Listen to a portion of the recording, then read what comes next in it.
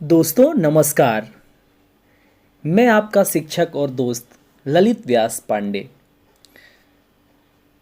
आज विजय दिवस की बहुत बहुत शुभकामनाएं देता हूं। दोस्तों कि जैसा कि आपको सभी लोगों को पता है कि आज कारगिल विजय दिवस है। कारगिल विजय दिवस के अवसर पर निबंधपूर्ण एक कहानी आप लोगों के बीच में मैं प्रस्तुत करना चाहता हूं।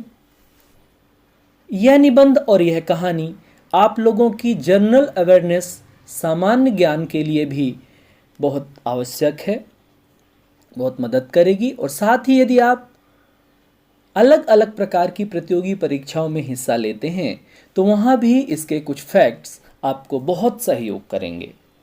तो आइए कारगिल विजय दिवस पर निबंध और पूरी कहानी का सफ़र हम लोग शुरू करते हैं।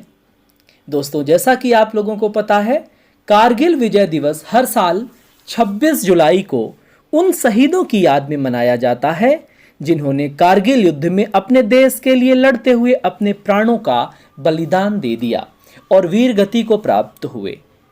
इस कार्य के लिए भारतीय सेना द्वारा ऑपरेशन विजय प्रारंभ किया गया था और ऑपरेशन विजय की सफलता के बाद इसे कारगिल विजय दिवस का नाम दिया गया। दोस्तों वर्ष 1999 में भारत और पाकिस्तान के बीच जो युद्ध हुआ था उसमें 26 जुलाई 1999 को भारत ने विजय प्राप्त की थी। इस दिन भारतीय सेना ने पाकिस्तानी घुसपैठियों द्वारा हड़पी गई प्रमुख चौकियों पर विजय प्राप्त कर ली थी। कारगिल युद्ध 60 दिनों से भी ज़्यादा दिनों तक चला था और इस युद्ध का अंतिम दिन था 26 जुलाई और इसी दिन को हमारा पूरा देश कारगिल विजय दिवस के रूप में मनाता है और देश के जवानों को सम्मान और श्रद्धांजलि अर्पित करता है। परंतु इस युद्ध के कारण दोनों ही सेनाओं के कई सैनिकों की जान भी गई थी। अंतर्राष्ट्रीय राजनीतिक दबाव के चलते पाकिस्तान को अपना रवैया बदलना पड़ा। कारगिल विजय दिवस हर साल कारगिल के द्रास क्षेत्र में मनाया जाता है। ध्यान रखिए, कारगिल विजय दिवस कहाँ मनाया जाता है? कारगिल विजय दिवस हर साल कारगिल के द्रास क्षेत्र में मनाया जाता है। साथ ही यह हमारे देश की राजधानी नई दिल्ली में भी मनाया जाता है। यहाँ इंडिया गेट के अमर जवान ज्योति स्थल पर देश के भावी प्रधानमंत्री हर साल देश के बहादुर सैनिकों को श्रद्धांजलि देते हैं। देश में विभिन्न स्थानों पर स्मरण उत्सव भी मनाए जाते हैं जिनमें सेनाओं के योगदान और बलिदान को याद किया जाता है और उन्हें सम्मानित किया जाता है। कारगिल विजय दिवस 2021 की तारीख। कारगिल विजय दिवस पर हर साल 26 जुलाई को उन शहीदों की याद में मनाया जाता है जिन्होंने कारगिल युद्ध में अपने देश के लिए लड़ते हुए अपने प्राणों का बलिदान दे दिया और वीर गति को प्राप्त हुए। दोस्तों सन 1971 में हुए भारत पाकिस्तान युद्ध के बाद लंबे समय तक दोनों देशों की सेनाएं आमने सामने नहीं आईं और शांति व्यवस्था कायम रही और इस शांति व्यवस्था को बनाए रखने के लिए सियाचिन ग्लेशियर के आसपास के पर्वतों की चोटियों पर मिलिट्री चेकपोस्ट की स्थापना की गई और इसका परिणाम हमें सन 1980 में हुई मिलिट्री मुठभेड़ के रूप में मिला। सन 1990 के दौरान कश्मीर में फिर कुछ अवांछित गतिविधियों के कारण टकराव हुए और इनमें कुछ पाकिस्तान के द्वारा समर्थित थे। इस दशक के सन 1998 में दोनों ही देशों के द्वारा न्यूक्लियर परीक्षण किए गए जिसने युद्ध स्थिति वाले माहौल को हवा देकर और तेज कर दिया। इस स्थिति को खत्म करने के लिए दोनों देशों ने फरवरी सन 1999 में लाहौर डिक्लेरेशन पर हस्ताक्षर किए जिसके अनुसार दोनों देश कश्मीर मुद्दे पर शांतिपूर्वक हल के लिए प्रयास करने को राजी हुए। सन 1998-99 में ठंडी के मौसम में पाकिस्तानी आर्म्ड फोर्स के कुछ तत्व गुप्त और बनावटी रूप से ट्रेनिंग लेते हुए पाए गए। साथ ही पाकिस्तानी फौज का एक दल और पैरामिलिट्री फोर्स कथित तौर पर मुजाहिदीन भारतीय क्षेत्र की लाइन ऑफ कंट्रोल LOC की ओर पाए गए। पूछताछ के दौरान पता चला कि उनके इस ऑपरेशन का नाम ऑपरेशन बद्र था, जिसका उद्देश्य कश्मीर और लद्दाख के बीच की लिंक को तोड़ना था, जिससे भारतीय सेना सियाचिन ग्लेशियर से पीछे हट जाए और पाकिस्तान भारतीय सरकार को कश्मीर मुद्दे पर अपनी बातें मनवाने के लिए दबाव बना सके। इसके अलावा पाकिस्तान का यह भी मानना था, यदि इस मुद्दे पर और कोई टेंशन खड़ा होगा तो यह मुद्दा अंतर्राष्ट्रीय बन जाएगा और इस पर कोई हल जल्द ही प्राप्त हो पाएगा। इसके अलावा एक लक्ष्य यह भी होगा कि पिछले 2 दशक से दबे हुए विद्रोह को भड़का दिया जाए। शुरुआत में प्रारंभिक पूछताछ के बाद भारतीय फौज को लगा कि ये घुसपैठिए जिहादी हैं और सेना इन्हें कुछ ही दिनों में बाहर निकाल देगी, परंतु बाद में एलओसी के आसपास की गतिविधियों से और घुसपैठियों के द्वारा अपनाई गई योजना पता चलने पर हमारी सेना को यह पता चला कि यह छोटी मोटी मुठभेड़ नहीं है, इनका बहुत बड़े पैमाने पर आक्रमण करने का प्लान है। ऑपरेशन विजय। पाकिस्तान को इस योजना के पता चलने पर भारतीय सरकार ने ऑपरेशन विजय के रूप में इसका उत्तर दिया, जिसमें लगभग 2 लाख भारतीय सैनिकों ने भाग लिया और अंत में 26 जुलाई 1999 को औपचारिक रूप से युद्ध विराम हुआ और इसी दिन को हम विजय दिवस के रूप में मनाते हैं। इस युद्ध में 527 भारतीय सैनिकों ने अपने प्राणों की बलि दे दी। आप देख सकते हैं कारगिल युद्ध का यह मैप पूरी तरह से मई से लेकर के जुलाई 1999 में जिला कारगिल जम्मू एंड कश्मीर के अंतर्गत आता है और इसका परिणाम रहा भारत ने कारगिल पर फिर से अधिकार प्राप्त कर लिया था। कारगिल युद्ध के बारे में राजकीय जानकारी, ऑफिशियल इंफॉर्मेशन अबाउट कारगिल वार। तो युद्ध में भाग लेने वाले देश भारत और पाकिस्तान थे। कमांडर और लीडर और शक्ति, तो भारत की ओर से वेद प्रकाश मलिक, तो पाकिस्तान की ओर से कमांडर थे परवेज मुशर्रफ। भारत की जो शक्ति थी वो 30,000 सैनिकों की थी और पाकिस्तान की शक्ति थी 5,000 सैनिकों की।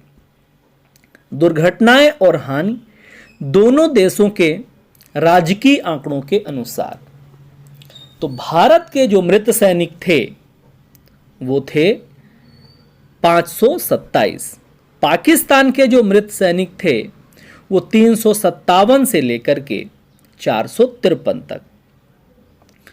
भारत के जो घायल सैनिक थे वो 1363 थे, पाकिस्तान के जो घायल सैनिक थे वो 665 से अधिक थे। अब जो ध्वस्त फाइटर प्लेन थे वो भारत का एक था, पाकिस्तान ने नील बताया। क्रैश फाइटर प्लेन में भारत का एक है, पाकिस्तान ने नील बताया। ध्वस्त हेलीकॉप्टर में भारत का एक है, पाकिस्तान ने नील बताया।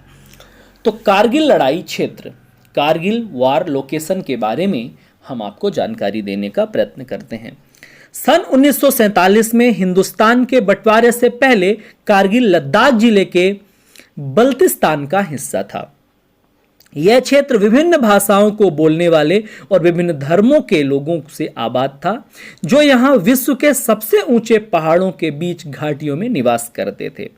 सन 1947-48 में हुए प्रथम कश्मीर युद्ध ने बल्तिस्तान जिले को 2 भागों में बांट दिया।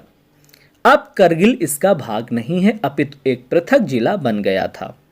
करगिल जिला भारत के जम्मू और कश्मीर राज्य के लद्दाख सब डिवीजन में आता है। सन 1971 के भारत पाकिस्तान युद्ध में पाकिस्तान की हार हुई और उसके बाद दोनों देशों ने शिमला समझौते पर, ध्यान दीजिए, 1971 के भारत पाक युद्ध में पाकिस्तान की हार हुई और इसके बाद दोनों देशों ने शिमला समझौते पर हस्ताक्षर किए, जिसके अनुसार अब दोनों देशों ने सीमाओं के संबंध में टकराव करने से इंकार किया। करगिल क्षेत्र श्रीनगर से 205 किलोमीटर 127 मील की दूरी पर स्थित है। यह एलओसी के उत्तर दिशा की ओर है। एलओसी यानी लाइन ऑफ कंट्रोल। करगिल में भी तापमान हिमालय के अन्य क्षेत्रों की तरह ही होता है। गर्मियों के मौसम में भी ठंड होती है और रातें बर्फीली होती हैं। सर्दियों में तापमान और भी ठंडा हो जाता है और अक्सर -48 डिग्री सेंटीग्रेड तक गिर जाता है। कारगिल पाकिस्तान के स्कार्दू नामक टाउन से मात्र 173 किलोमीटर की दूरी पर स्थित है और इसी कारण पाकिस्तान अपने सैनिक दलों को सूचनाएं और गोला बारूद और तोपें मुहैया कराने में सक्षम रहता है। कारगिल टकराव के दिन। कारगिल युद्ध की 3 प्रमुख अवस्थाएं रहीं, जिनका विवरण निम्नानुसार है। सबसे पहले पाकिस्तान ने भारत अधिगृहित कश्मीरी क्षेत्र Indian controlled section of Kashmir में अपनी सेना की घुसपैठ शुरू की और अपनी तोपों की रेंज में आने वाले नेशनल हाईवे 1 NH1 की ओर के स्थानों पर रणनीति पूर्वक कब्जा किया। दूसरे चरण में भारत ने इस घुसपैठ का पता लगाया और भारतीय सेना को इसका जवाब देने के लिए उन स्थानों पर भेजा। अंतिम चरण में भारत और पाकिस्तान के बीच युद्ध हो गया और इसका नतीजा यह हुआ कि भारत ने उन सभी स्थानों पर विजय प्राप्त की जहां पाकिस्तान ने कब्जा कर लिया था और अंतर्राष्ट्रीय दबाव के चलते पाकिस्तानी हुकूमत ने अपनी फौज को लाइन ऑफ कंट्रोल से पीछे हटा लिया। आप ये पूरा मैप देख सकते हैं। पाकिस्तान अधिगृहित भारतीय क्षेत्र, Indian territories occupied by Pakistan. युद्ध का तिथिवार रूप से वर्णन इस प्रकार है। 1999 की सभी तिथियां हैं और घटनाएं हैं। सबसे पहले 3 मई को पाकिस्तान की करगिल में घुसपैठ होती है, जिसकी जानकारी स्थानीय चरवाहों द्वारा मिलती है। उसके बाद 5 मई को भारतीय सेना गश्ती पेट्रोलिंग पर भेजी जाती है, जिसमें 5 हिंदुस्तानी सैनिक पकड़े गए और उन्हें इतना प्रताड़ित किया गया कि उनकी मृत्यु हो गई। 9 मई को पाकिस्तानी फौज द्वारा भारी मात्रा में गोलाबारी हुई और करगिल में हथियारों की भी भारी मात्रा में क्षति हुई।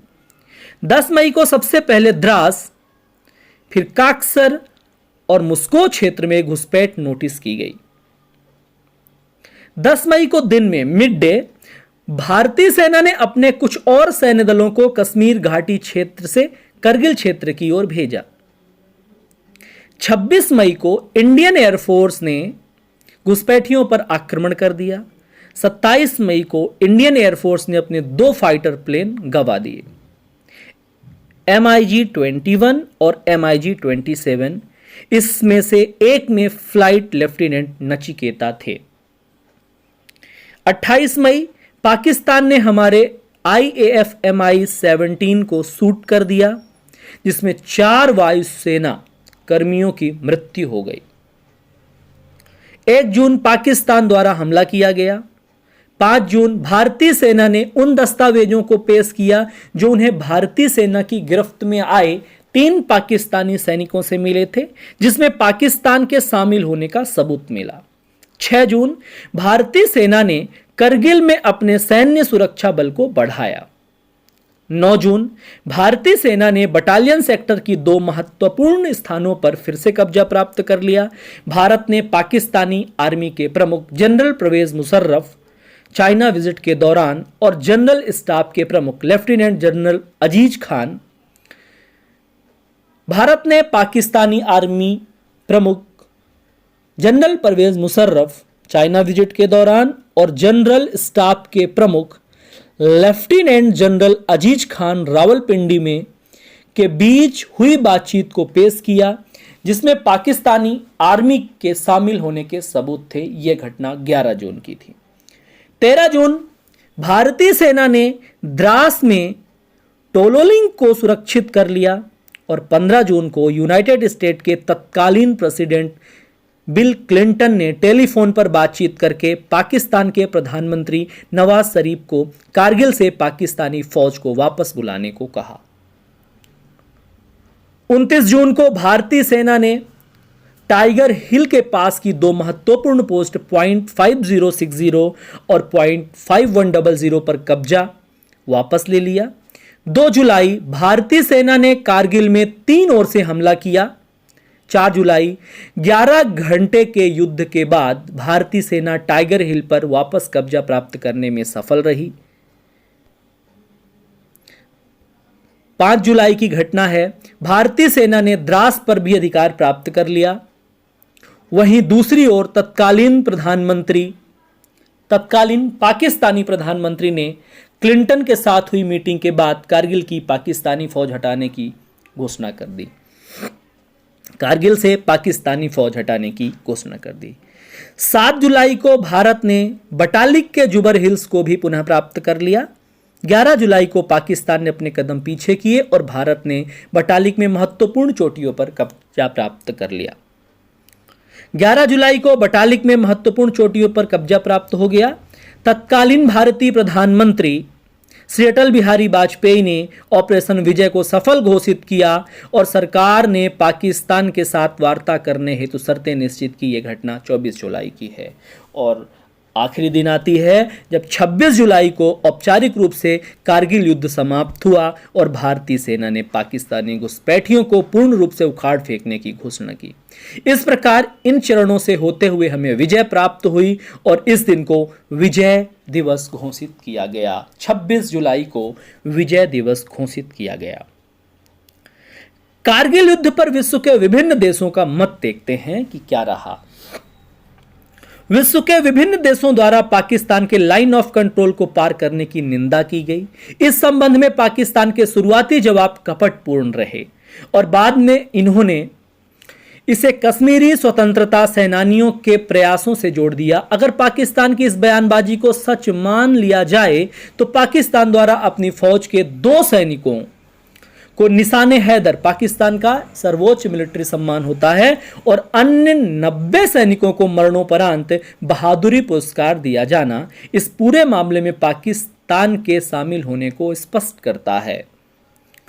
अंतरराष्ट्रीय दबावों की बात करें तो G8 देशों ने इस पर भारत का पक्ष लिया और LOC क्रॉस करने पर पाकिस्तान की निंदा की।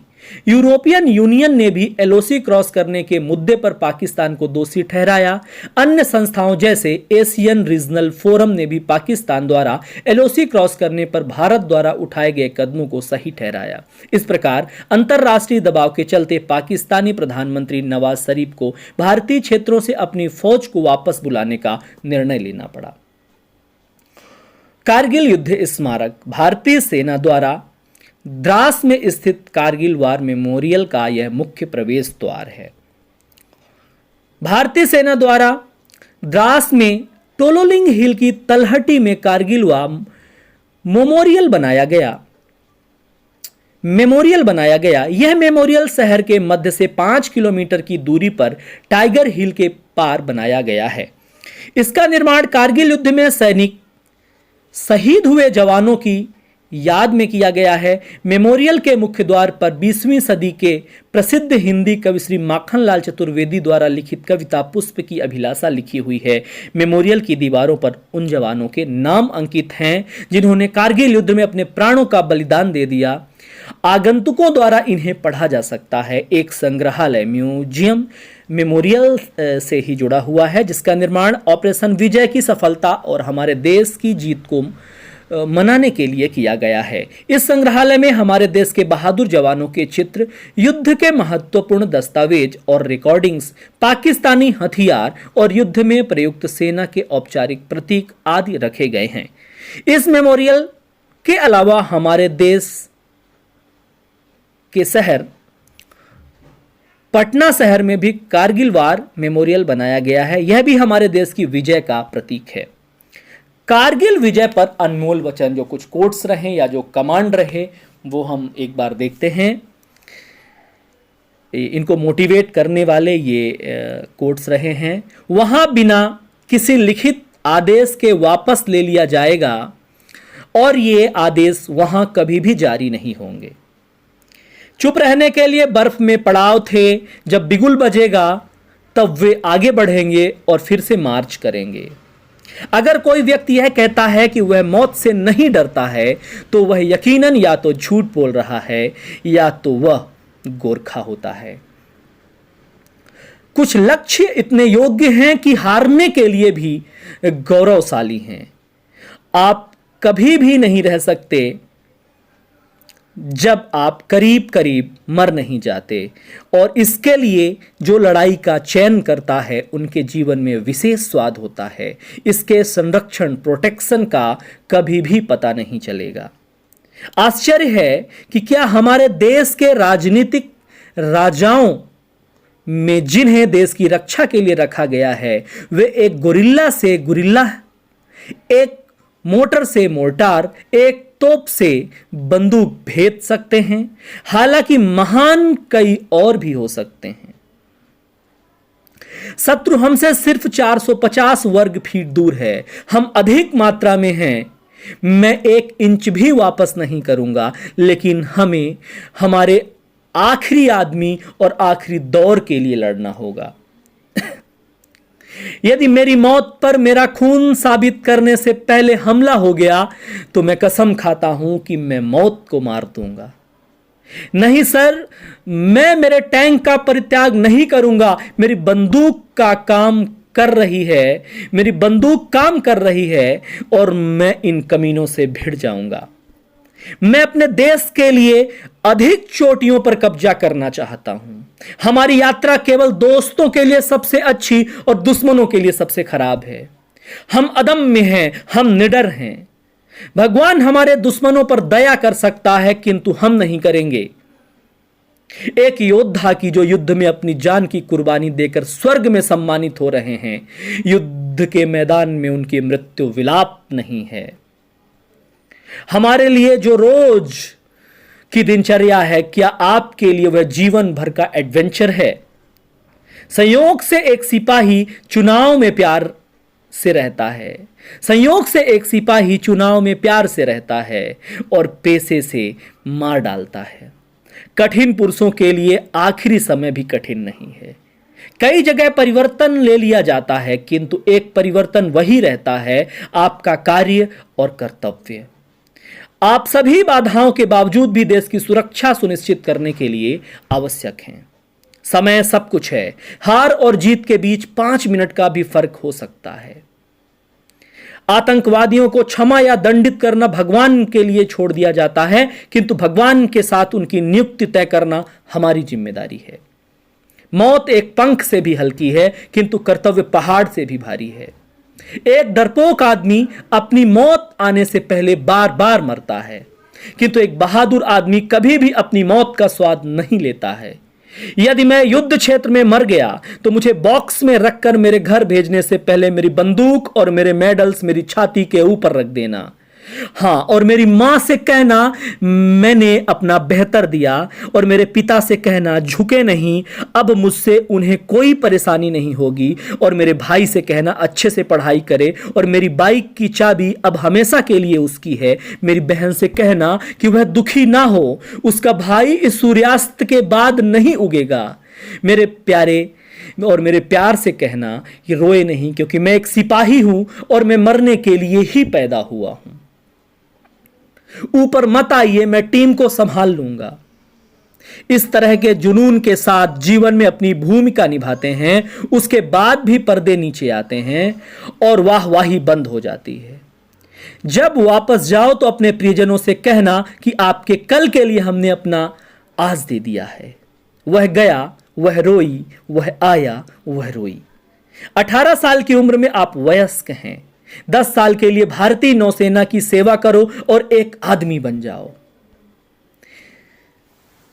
आप सभी देशवासियों को इन्हीं शब्दों के साथ कारगिल विजय दिवस की बहुत बहुत शुभकामनाएं देता हूं।